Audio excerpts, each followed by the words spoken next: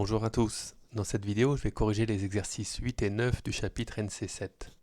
Alors, dans l'exercice 8, on demande quelle est la fraction que l'on ne peut pas écrire dans la case rouge ici pour repérer le point qui est là. Alors, on peut regarder les 4 fractions et en repérer déjà une peut-être. Ici, celle-ci, 20 dixièmes. On rappelle qu'une fraction est un quotient non effectué entre deux nombres. Et si on est en mesure, on peut calculer ce quotient. Ici, ce quotient est assez évident. 20 divisé par 10, ça fait 2.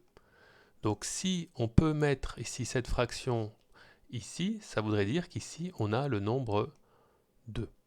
Or, l'unité, elle est ici 1, à droite. Ça veut dire que le nombre 2, en réalité, il est quelque part par là. Donc 2 ne peut pas se trouver ici. Donc on peut voir déjà que c'était cette réponse ici pour cet exercice. Maintenant, on peut se convaincre que les autres fractions sont bonnes. Si on regarde la division ici de l'unité, elle est coupée ici en 10 divisions moyennes, qui est chacune divisée encore en 10 petites divisions. Donc au total, on a 100 divisions. Donc ici, notre case, elle se trouve à 10 plus 10, à 20 divisions sur 100 l'unité. Donc on est bien ici à 20 centièmes. Maintenant, on peut regarder ça d'un point de vue un peu moins précis avec les premières divisions qu'on avait au départ. On a ici des 10 divisions et on se trouve à 2 divisions de 0. Donc, la fraction que l'on peut également placer ici, c'est 2 dixièmes. Enfin, on peut également regarder une division un peu plus large. Ici, on peut graduer ça en un découpage, puis le deuxième, puis le troisième, puis le quatrième, et on a un cinquième découpage qui a la même distance que les autres. Donc on a découpé l'unité ici en 5. On a des cinquièmes. 1 cinquième, 2 cinquièmes, 3 cinquièmes, 4 cinquièmes, et ici 5 cinquièmes. Je rappelle bien sûr que 5 sur 5, ça vaut 1. Donc ici, on aurait pu également dire que la fraction ici qui est représentée dans la case, c'est 1 cinquième. Passons à l'exercice 9. On demande ici de donner une fraction qui permet de repérer chaque point. Alors, le point A, on peut déjà voir qu'il se trouve au milieu en fait entre 0 et 1. Donc, on peut dire ici que le point A est repéré par la fraction 1 demi.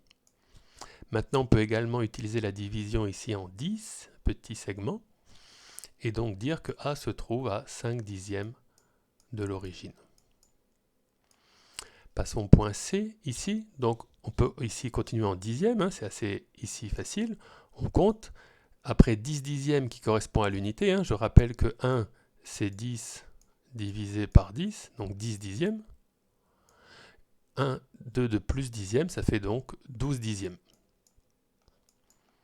Maintenant, on peut reprendre notre graduation en cinquième comme on avait préalablement, parce que si on peut diviser par 10, en fait, on peut diviser par 5. 1, 2 cinquièmes, 3 cinquièmes, 4 cinquièmes, 5 cinquièmes. 5 cinquièmes, c'est toujours l'unité, 5 divisé par 5. Et donc ici, on rajoute encore un cinquième, on est donc à 6 cinquièmes. Enfin, la fraction la lettre B ici, on continue. Donc si on a 5 cinquièmes, on en a 5 de plus ici à 2. On a donc 10 cinquièmes. Et on n'oublie pas que 10 divisé par 5, bien sûr, ça fait toujours 2. Et là, on a encore un cinquième en plus, encore un cinquième et encore un cinquième. Donc 10, 11, 12, 13 cinquièmes. Bien sûr, si vous avez calculé ici, compté avec les dixièmes, vous pouvez toujours le faire. On obtenait ici 26 dixièmes. Voilà, j'espère que cette vidéo vous aura permis de corriger proprement ces exercices. Bonne journée!